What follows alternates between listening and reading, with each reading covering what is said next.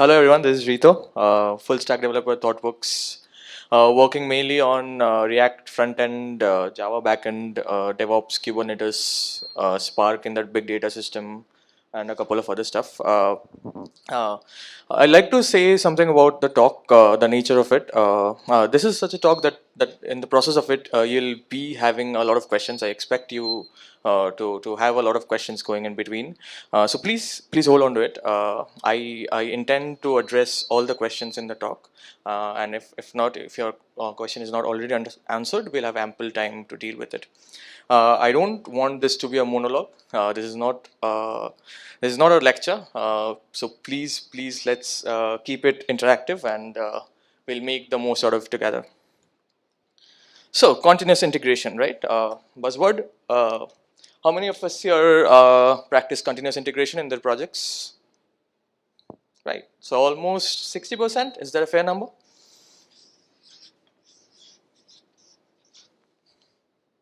Great. So ThoughtWorks has been pioneers in continuous integration over the years. We have had people like Martin Fowler preaching continuous integration, practicing and excelling at it. So what is continuous integration? So it's development practice that requires developers to integrate code into a shared repository several times a day, right? So that's important. Each check-in is then verified with an automated build, which is where the whole paradigm of testing comes in. So that will be my second question. How many of us practice testing as a unit test, integration test? Show of hands, please. That is a slightly less than the CI mark, so I'll probably go with 45% here. So these numbers are important, right? Let's keep them in the back of our minds, the numbers that we're bringing up. And the third part is detect problems early. So why do we do CI? What benefit does it give over other development practices? It's the most important benefit that CI gives is we get to detect problems early. If something is broken, we want to know about it earlier rather than pushing it to production, then our users complaining about it. The point here is if you want to detect problems early, you need to have tests. So, because otherwise, without tests, you can integrate. But how do you verify that what you just integrated is running successfully? So the 15% people who said that they do CI but do not have a practice of writing tests, that's probably something that you need to reconsider according to me.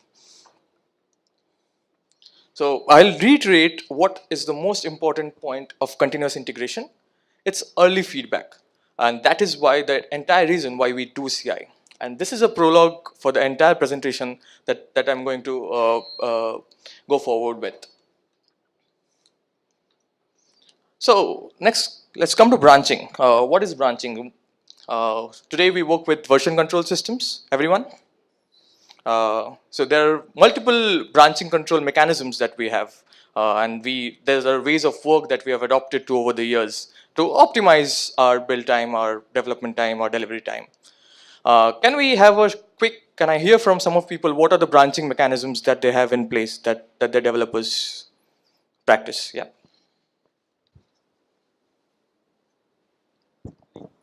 Sometimes we have a developer branch and a test branch, or maybe a release branch for different versions of release. So like if we have to do a quick fix, then we merge it in the previous release and release it from there. Let's draw the branch that you are mentioning.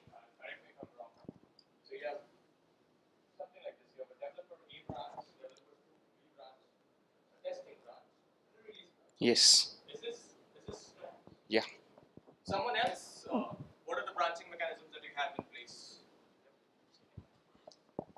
Thank you.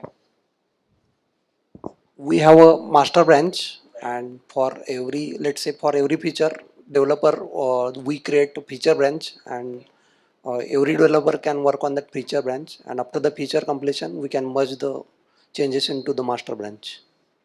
That's similar to somewhat this, right? You have a feature for every But branch. it's not something like for release we create separate something, and for testing we create some separate.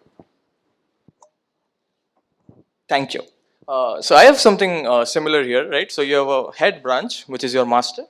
You have an integration branch where your active development goes on.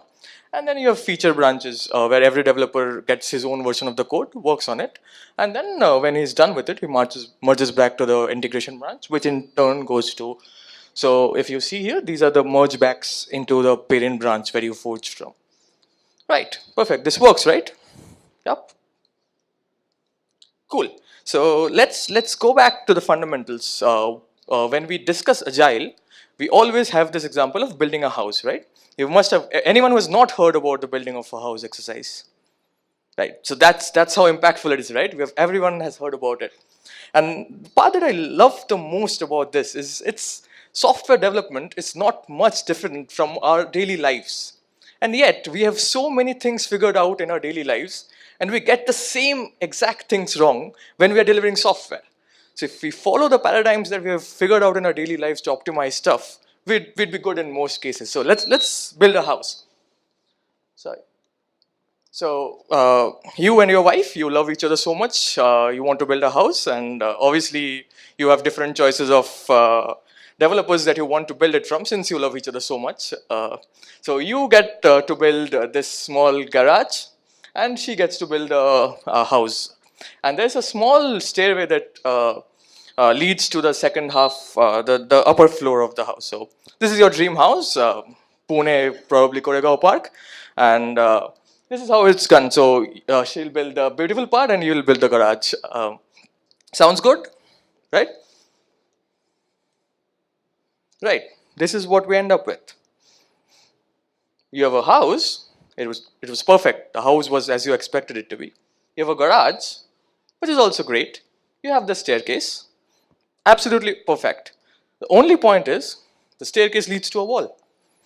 So that's what happens when you build in isolation, right? So let's see what happened there.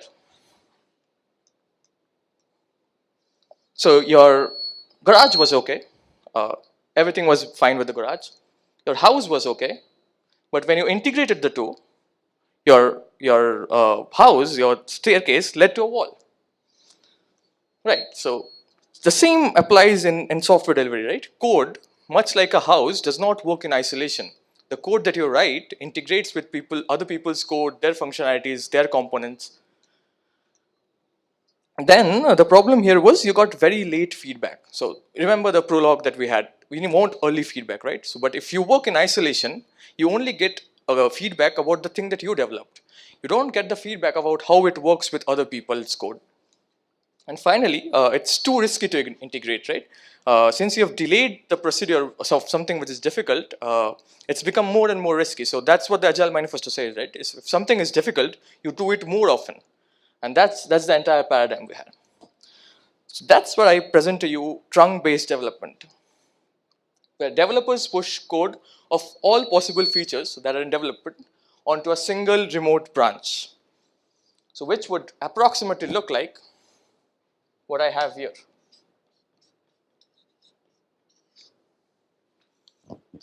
We'll call it TBD, trunk-based development. How many of us have seen people or experienced ourselves hours and literally days trying to merge back into the master branch before a release? Right, it's an event, right? Our release is supposed to be an event. It's not, right? That's why we practice Agile. Faster feedback, the prologue to whatever we are discussing right now. No, it works on my machine. It's my favorite part of this slide. So we have feature branches. We have a developer working here. He is on his own laptop, on his own laptop, on his own laptop. Obviously, this guy works in isolation. It works here. It works here. When you merge back here, it might or might not work. And the most classical dialogue that you'll hear from a developer is it works on my machine, right? Because everything works right here. So now you have two options. One is you either do TBD, or when this happens, you ship your machine to the data center and operate your service from there. The second example will probably be slightly expensive, so it's your choice then. And then always release ready. Benefits of trunk-based development. So small commits, frequent commits. Since every one of your developers are pushing on the same branch, you need to have small commits to prevent duplication of effort and a lot of other effort. problem. So that's where the whole concept of test-driven development and all those paradigms come into play, where you need to commit code frequently and push to everyone so that everyone does not work in silos. Faster time to production, optimize builds, test, whatever it takes. This is more than just a point in a PPT. This is a mindset that takes years to inculcate, right? So this basically means whatever you need to optimize to build a faster time to production, you do it. Be it optimizing tests, be it optimizing builds. So basically whatever you need to do that. Team's mindset and commitment to maintain every commit as production ready and never intentionally commit a change that we know does not work.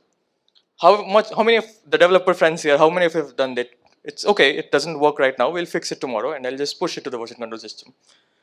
We don't do that. We don't do that. If you push code and it go home, someone else might deploy that to production and you might lose business. You don't do that. So whenever I talk about this, even inside ThoughtWorks, we have always been barged with a lot of questions. So I intended to actually include them in a feature of always asked questions right here. Cool. How do you build something complex in a small commit, right? So you say that, okay, why not do small commits, but how do I build something complex? Does anyone want a dab at answering this question? Sure.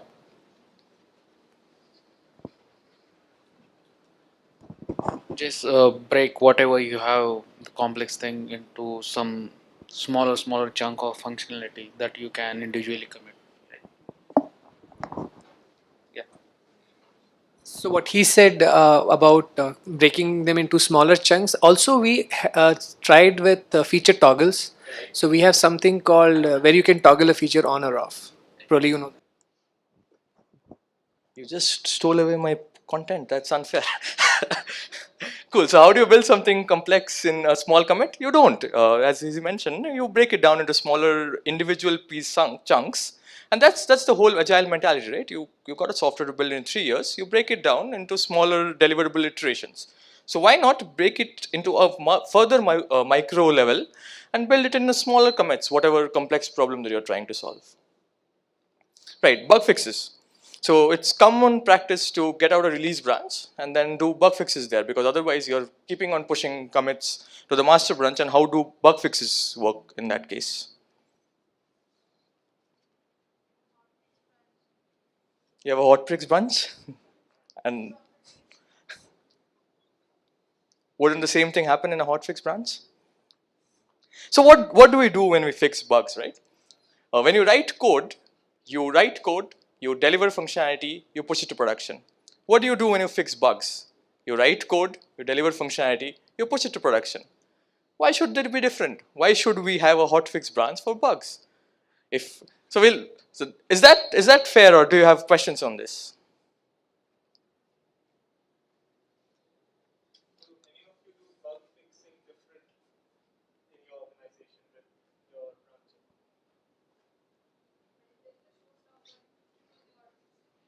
Right. Well, what do you mean a showstopper?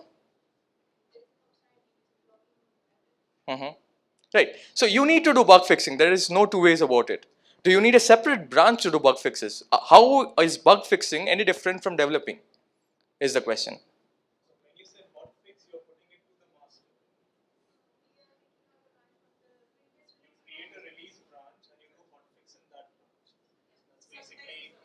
Yeah.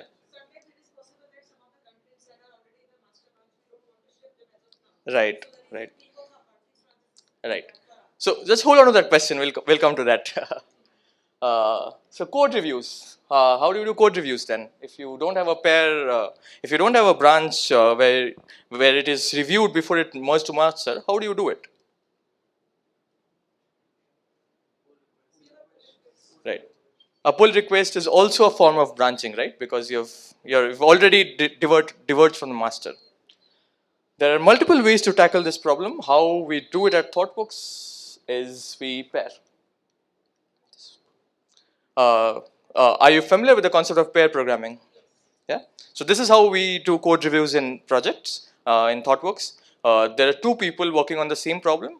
so that so as a developer, I totally relate to the concept of getting into the zone. Have developers been in the zone where you are super active? You're going to finish the whole world in a day. I'm there all the time. That's where you should not be. You should not be there. That's the time where.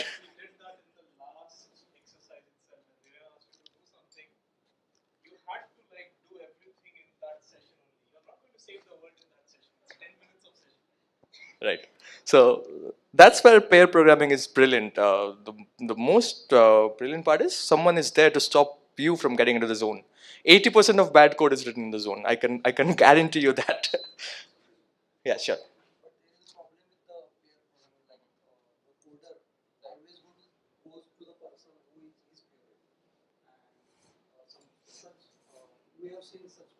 Right. So there are ways to tackle that, right? So what we in ThoughtWorks we there's a name to this problem. It's called pair affinity. Where if I like Vishal, I'm always going to pair with Vishal. Why do I bother?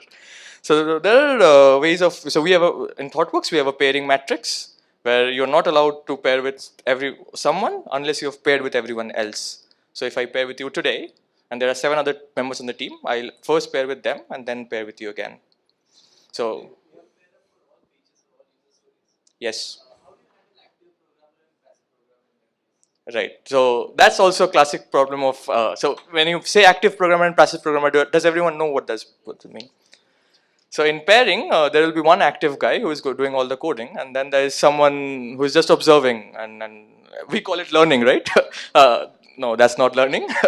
The point there is how do you stop that? A classic way of stopping that is to do. So there's something called the driver navigator. So if you're practicing test-driven development, the way that we do it is one writes the test, the other person writes the existing functionality to pass that test, and then he writes a test, and the other person writes the existing functionality to pass that test. That way, so we all love keyboard hogging. We love to write code. I love to write code, but it has to be an intentional effort on everyone's point to not write code and let someone also drive. So the driver navigator and the ping pong mechanism is really good in the cases where that's happening. Yep. What we used to do is like apart from pull request, there is a agile ceremony we have Right. called as swarming meeting. Mhm. In that, apart from pull request, we have one agile ceremony called as swarming meeting. Over there, what we used to do is like in the last week, what we have coded, show that code to entire team, and every member from the team can review the code, and also if any of person don't know what the person is doing, he can share knowledge about it. Right. But then the entire point of this was earlier feedback. If you're moving that to a particular meeting that happens on Tuesdays every alternate week, you're receiving late feedback. At that point in time, a functionality that was novice 2 weeks back has already developed and people have built upon that. So even if you do a code review, there might be scenarios where you cannot change that in the earliest possible way. So why not pair? Let's give it a try and let's see what benefits it reaps. Yeah, it only works for small teams. I have heard this so many times, I'm not kidding. This is okay, it works for small teams. Google does trunk-based development with 25,000 developers on a single trunk. They have a monorepo installation and 25,000 developers push code to it every day. The source is a woman called Rachel Podwin, who is an engineering manager at Google. But then they're Google, right? They're meant to do great things. Uh, we do this. We do trunk-based development on our project. We are around 60 to 70 people. We are distributed across 4 locations, India and Germany. We have 60 odd developers working at different time zones of the day. And we actively practice trunk development and there are no two ways about it. What enables us to do this is our application is widely divided into microservices. Because otherwise, if you have a monolith, it gets increasingly difficult to practice this day in, day out. So what has really helped us is our application is very well divided into microservices. And that has been a huge plus point here. But we have short-lived branches, right? My feature branch are developed in a very short time. Why not just branch? So I'll like to answer a reverse question to that. What do you mean by short-lived? How short-lived are your branches? Anyone who has short-lived branches, right? Let's say I take out my own branch for development. Once my merging is done into the ultimate branch, I would go ahead and delete the branch that I had created. Sometimes it's even a 1 day also. So it's as short as it's possible. Sometimes, what's the maximum? Not more than an iteration. An iteration is how much? How long? 2 weeks. So more than a day? Right, right. So if your feature branches are more than a day, it's not short. The moment a developer goes home and sleeps over it, it's not short anymore. I can tell you from my personal experience. Now comes to what if you're less than a day, right? That makes my argument a little difficult because you just merge back every time. But then if the question that I would want to ask you is, if it's less than a day, why do you even bother branching? Why not just keep pushing on the master trunk and then let actions take its course, right? It doesn't help you much if you have the extra overhead of taking a branch out, developing and merging back in the same day. And I don't, as a developer, wouldn't want to do that day in, day out before going home. Right. Everything is fine. What about unfinished features? My huge cart functionality is in progress. How do I even push it? It's not done. There's no way I can finish it today. There's no way I can finish it this iteration. What do I do? How many of you have seen Dark Knight? Right. So if you remember the scene, what happens if the Joker walks in without this mask? He gets killed at first shot. So this is where you mentioned feature toggles. A feature toggle is a mask that you put over your existing code that is not ready to be ready to go into production, right? We do this to prevent whatever side effects it might cause in a production ready system. And this is extremely useful in all our projects that we have done. We practice this actively, and that has helped a lot. Cool. Now, yes. So do you recommend feature toggles? Because when we talk about cross teams developments, there are a lot of features that are in unfinished state. So how much feature toggle do you suggest? Because we have been doing it, but then recently we came to the conclusion that feature toggle is not an answer to the branching. So how would you like to put it? So why would you say that? Because we had a lot of feature toggles, and then unnecessary code, even like we were maintaining a similar branch for all the customers and then putting it on and off. So we were trying to push unnecessary code to few of the customers which might not required, and then unnecessary code means unnecessary tests also running like going there, and then on checking on frequent basis that whether now its feature is completely developed, then again removing that feature like toggle off. So just wanted to ask from you that how much is it like expected? I'll just answer that and I'll pass on the mic to you. All right, go ahead. Okay, so you said feature toggles is not an answer to branching, right?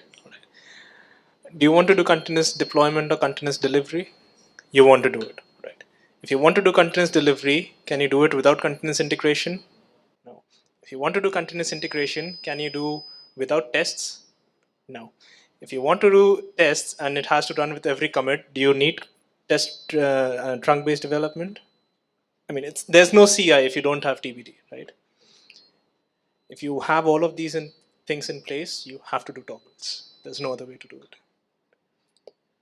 So if your ultimate philosophy is continuous delivery, छोड़ दो branching, side में रख दो उसको. To what you mentioned, it's a valid problem, right? Your toggles keep increasing day by day. Right, your toggles keep increasing day by day. So even in our feature, in our application, we had around 20-25 toggles prevailing. But there's no two ways about it, right? So the trick there is, whenever you've taken a feature live, remove the toggles. And that has worked brilliantly for us. So we have a max 1 month policy where we keep feature toggles lying around after we have released. So that's the important part. You create more toggles, but you remove them when they are not needed, and that's the part that we miss out so often, which leads to this problem, according to my experience. Honestly, If your release ready, Yeah. release it. We Don't mostly wait have for been it. doing it for developers wherein the functionality is not completely developed through right, that time. right. So there's no Your release ready. Yeah. Release it. Don't wait for anything. Release it. right. So how many of us practice Scrum here? Right. So what does Scrum say? You need to have a releasable item at the end of every iteration. If you have to have a releasable item, branches won't work. You need to have something going into release, and then if you have unfinished functionality lying around without a mask, they are going to break stuff, right? So that's where the entire paradigm fits in. I'd like to open up for more questions now. Yep.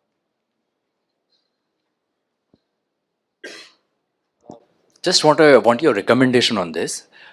Basically, they are product companies, and they are product companies which are dealing into finance sector also, right? So now these product companies, when they release this, their product to the market, some of the customers, they will say like, okay, fine, this particular version, say 2.0 version, we have taken, and since it's a finance sector, they don't generally upgrade so easily. So it's like, their stuff is working fine, everything is going fine, only they need some customization. So they go in with their customization, they pay heavily for the customization. The product company is happy with it, they give the customization in some other branch or some other code package, and they release it to them. Now there are hundreds of such, thousands of such customers having some, at say someone is at 2.0, someone is at 3.0, someone is at 5.0, whatever. In such cases, how do we do this, TBD concept? It's some practical issue which comes up.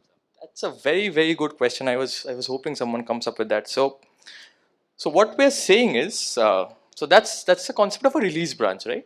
You have a particular release that you want to make, and you have thousands of customers. So that way, cannot have feature toggles per customer, which means your trunk would be cluttered with probably 1,000 into 20,000 feature toggles. It's not going to work. So the objective of trunk-based development is, so if you remember that thing that we had, the diagram, we had things merging back here. The objective of trunk-based development is to stop this.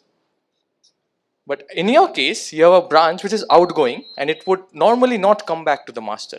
Such branches are okay because then that becomes your trunk. That's a trunk for that particular application. So it's all about the context that you define. So that becomes your trunk. Then anything that you're going to deploy to that customer should be on the trunk. And outgoing branches are okay as long as you don't have to merge them back into the master, because that's where the pain rises, right?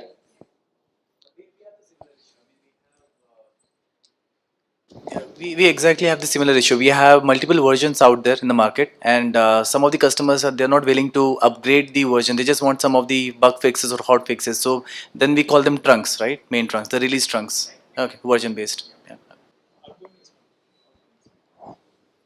More questions, please. So with the toggles, when you are developing the functionality bit by incrementally, right? Do you keep the toggle on or do you keep the toggle off? So say we are working on the same project, right? You have a feature that you have not finished and you check in with toggle on, you go home. I'm working from Germany. I come, I don't know what you are doing. I just deploy it to production. What happens? You have unfinished functionality in production, right? So you always have the toggle off when you're developing something. You yourself toggle it on when you want to test something, when you want to do a demo, you toggle it on. It's okay to have your product owners probably toggling it on because they would want to see what's going on. That's what we practice, but no one else. Your client, your end users do not have the URL to the toggles page. If you have your toggle off, does that code undergo build and test? Absolutely. There's right. If you don't have tests, there's no way to verify your integration is working, and that's why it's called continuous integration, not continuous merging. Right? You have to test whether your integration is going good. It's okay. I have a product. In that product, where my application is thread based, but now as the market trend, I have to go to the Angular based. Like And the thing is, everything is in my struts. Now I have to move to the Angular JS. But yes, at the same times, I have the releases which is going on the strut base because the functionality lies there. But later on, I have to move everything to the Angular JS. Then in that case, how to toggle works? Right. That's a very good question again. So there are two ways, right? One is you actually have the expertise and the ability to continue it on the trunk, which I'll say is a little difficult in this scenario because you're moving from say React to Angular. Things are going to break if you do that on the trunk. At this point in time, if you have two completely different infrastructure issues that are going on, it's probably okay to do it in the branch because I have done it personally. We were moving from one framework to another, and there was no way that we could have done it. But the important thing to realize there is you're not doing CI then, right? Because you're not doing CI, you'll need some time. So when we personally did it, we there was one fine day we asked everyone to stop pushing code, and then we merged that branch back into the master to get everything running. We asked everyone to stop pushing code. CD is gone, CI is gone, everything. So it's okay to make exceptions. It's very important to acknowledge that these are exceptions because otherwise exceptions become norms. And it's important to know that this is not what you want to follow, and this is just an exceptional case that you're doing right now. That whatever you say that I'm completely agree. But the CI is what happened. Like the CI is working on that the strut based application. But Right. migrating entire CI to the Angular page is a huge effect. Right. It's not the one day activity. It's take a month or 6 months or a year's time. Right. And you cannot put both the things on the CI because it's a continuous development that we are we are doing on the Angular page. Right. So how to handle that condition? Right. So you mentioned that you cannot put both of them on CI. I would argue that. Right. But the effort is very huge. I cannot deploy all my resources to do everything. Are you migrating or rewriting? Because you're going from struts. Migrating. Struts to Angular. Yes. We are How migrating. you migrate? Yeah. From struts, you're saying? Yes. Struts to Angular. Yes. You still need to have somewhere where you have business logic. Angular won't have. Yes. Correct. So where are you migrating? In the business logic gateway. We are migrating entire code. You have to. Yeah, right. That's probably a specific scenario. Let's catch up afterwards.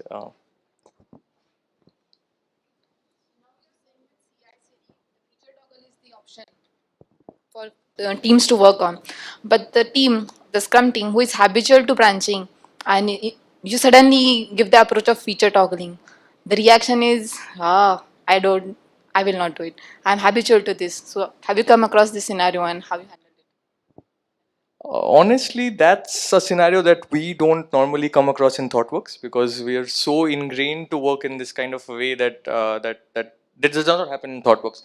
But it's a fair question. How I would want to tackle that problem is educating them about CI/CD first, and then probably giving an example of where certain problems are arising because of the prevailing branching practice, and then how CI would probably help in those particular problems because then it adds that personal touch to the developer, right? And then he'll be much more open to listen to whatever you're suggesting. Does that sound fair? Do you want to give it a try? So typically, like I said, if you show that merging is an event, typically developers get to understand. I couldn't get the question. No, I was just saying to answer to her. If you tell them, I mean, if you show them how much effort goes into merging and the whole organization waiting for that one team to put their stuff, it's not worth it. And honestly, I wouldn't want to merge my branch back into master at the end of every day. That's absolutely something that I won't do. Cool. We are a little short of time, so I would want to do a quick recap about the types of branches that we feature branching, or what are the types of branching that we talked about today. Does anyone want to take a dab? So we talked about 3 types of branching.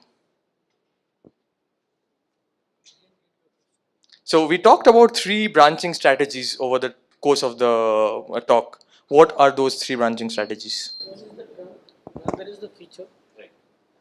And the hot fixes one is the third.